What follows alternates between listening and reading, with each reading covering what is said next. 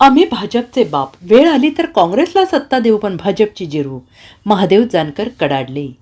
राष्ट्रीय समाज पक्षाचे अध्यक्ष महादेव जानकर यांनी सोलापुरात प्रचारादरम्यान भाजपवर जोरदार आणि आक्रमक टीका केली.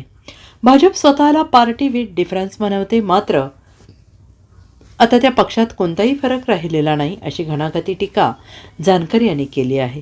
आम्ही भाजपचे बाप आहोत कारण आम्हीच त्यांना सत्तेत आणले होते.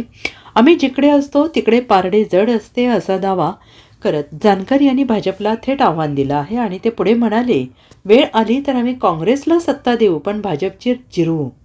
भाजपमधील जुन्या कार्यकर्त्यांची अवस्था अत्यंत बिकट असल्याचं सांगत जानकर यांनी सोलापुरातील भाजपाचे आमदार सुभाष देशमुख आणि विजयकुमार देशमुख यांच्यावर टीका केली.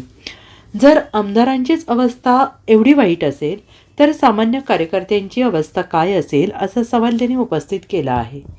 राज्यामध्ये देशामध्ये फक्त दोनच पक्ष राहत असं भाजपाची रणनीती आहे. पण आम्ही ह्यांचं बाप आहे.